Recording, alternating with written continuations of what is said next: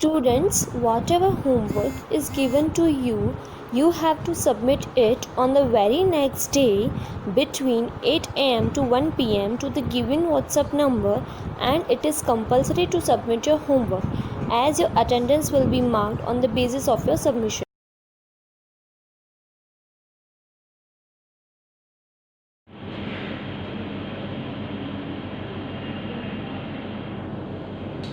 Okay, my dear friends, good morning everyone. I hope that you all were fit and fine at your home. In the previous session of second chapter of Organization of Commerce, we studied the importance of principles of management as well as we studied different thoughts. And into it earlier we studied the thoughts of classical theory. Now my dear friends, moving ahead towards our next topic, and today's topic is topic number 2.2.2 of your textbook, and these are the thoughts of neoclassical theory. Which are these thoughts, beta? Neoclassical theory. Earlier in classical theory we have observed that they have only given importance to the work, and the workers are only working like machines. No human feeling, no aspiration, no emotions towards the workers, and these are the limitations of the thoughts of classical theory. And to remove these limitations, to solve these limitations of classical theory, new thoughts are arising in the management, and these were called the thoughts of neoclassical theory. So when these thoughts of neoclassical theory come into existence, so as we know that till 19th century the thoughts of classical theory came into existence, but after 19th century, means at the end of 19th century, industrial revolution take place. And where industrial revolution took place? So in England. And due to that, new machineries, new technology, new ideas and new thoughts came into existence. And that is why, due to this industrial revolution, new kind of management come into existence, and with this new kind of management, new thoughts and ideas were also come into existence. So at the starts of 20th century, which century, my dear friends? 20th century. What will be there? One of the greatest management guru come into existence, and he has presented his thoughts especially on neoclassical theory. And the name of that great person, and he was from Australia. So Australian industrial psychologist था ये, मतलब psychologist यानी मनोवैज्ञानिक, बराबर. And he is a psychologist of industries, मतलब he works on the workers who are working into the industrial sector. So his speciality is to do the research on the people who are working into the different industries. So Australian industrial psychologist whose name is Elton Mayo. What is his name, my dear friends? Elton Mayo. And Elton Mayo presented the thoughts of neoclassical theory, and that is why in his theory, if I say the word used over here, remember all of you, in industrial psychologist Elton Mayo's theory of Hawthorne. What is the theory? Theory of Hawthorne. And in this Hawthorne theory, here he promoted behavior related thoughts. What kind of thoughts, my dear friends? Behavior related thoughts are promoted by Elton Mayo in his theory called Hawthorne, Hawthorne. And in this theory, behavior related thoughts are come into existence. So we can say that Elton Mayo is the promoter of neoclassical thoughts. So in 1 mark, if they are asking you which theory presented by Elton Mayo, the Hawthorne theory. What is there in Hawthorne theory? The behavior related thought. Who is the promoter of neoclassical thoughts?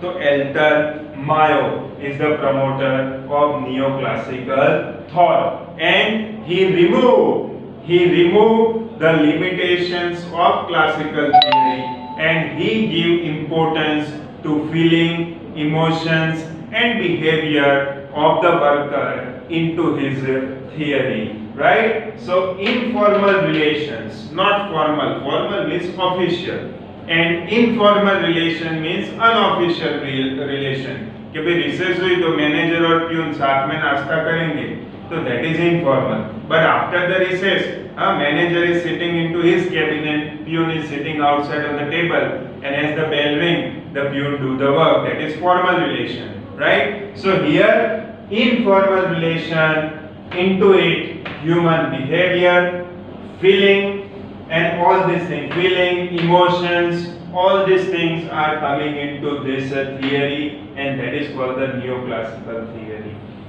With Elton Mayo, which are the other scholars and management guru who promote this theory? So with Elton Mayo, Herzberg is there, Francis Lickert is there, Chris Argyros is there, McGraw is there, and Abraham Maslow is there. And these all people, these all management scholars are especially working on the psychology of the workers who are working into the industry, and especially they focus on the behavior of the worker. So next point we are going to study, it is the sub part, it is the sub point of thoughts of neoclassical theory. So here 2.2.2 is there, and here 2.2.2.1 is there. So this is based on human behavior. So this is the sub point, and we can say thoughts of behavior related thought, and into it in the staffing earlier, in one of the management functions, staffing, what we have seen, okay, mind your man and man will mind all other things for you. So MEN man means your staff. And in the same manner, Professor Urvik, what is the name of this person, management expert? Professor Urvik. And what did he say? Okay, you manage your man. You manage your man. Matlab, if the business manage the staff, then your man means your staff will manage the rest of all for you, right? So if you manage your man, the man will manage all other things for you, and MEN man means your workers or your staff.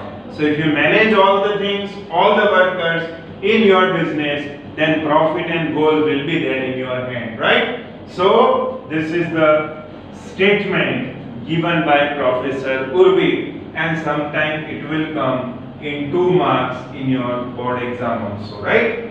Then after, what is this behavior related thought? So here we should study the behavior of person, the behavior of staff, and the behavior of the worker. So study of interhuman relations. Interhuman relations means the relation with one worker to another worker, the relation with one officer to another officer, right? So whether it is horizontal relationship is also there, or formal or informal relationships are also there, that is also included over here. So study of interhuman relations, we can see into the behavior related thought as well as the job satisfaction. So worker must satisfy with their job, and for job satisfaction one should create a healthy, happy environment into the business, right? Then you can find here a different kind of studies there of interhuman relation, and interhuman relations may human feeling, emotion and all these things are included. So this is the different aspects of thoughts of behavior related, right, my dear friends? Now the next point is there, and that is thoughts of modern management, right? Thoughts of modern management. This is the new short note, right? The previous short note we studied, that is the thoughts of classical theory, right? Then here we study the thoughts of neoclassical theory. Into neoclassical theory, one subpart is there, and that is thoughts of behavior related. Now, my dear friends, come to the next and the last theory of this segment, and that is thoughts of modern management. Which are these? Repeat, my dear friends. Thoughts of modern management. And here, if I can say, okay, by format of industrial change after 1960. After 1960, we can find different changes we can find in industrial sector. And earlier I told you in the same manner, that after 20th century, industrial revolution come into existence. And this industrial revolution we can find in England, right? So, due to the new change in industrial sector, need of spatial approach arises. Now, what is the spatial approach? The spatial approach means expert people, talented people, trained people, knowledgeable people. Their needs arise into the business organization, right? So here one professional class of managers arised. Which class, beta? Professional. And professional, I told you, with proper degree, with proper knowledge, with proper training and experience. These were called the professional class of managers. So professional class of manager arised, and these professional people studied the subject, like which subject? So like psychology, they have also the knowledge of psychology, they have the knowledge of social study, they have the knowledge of statistics, they have the knowledge of mathematics, they have the knowledge of computer, as well as in the field of information technology. So they all are all-rounder people, right? All-rounder professional people, and their needs arise into the modern management, and that's why they were known as modern people, right? Then, who are these people? Who are these modern people? Who presented these modern thoughts?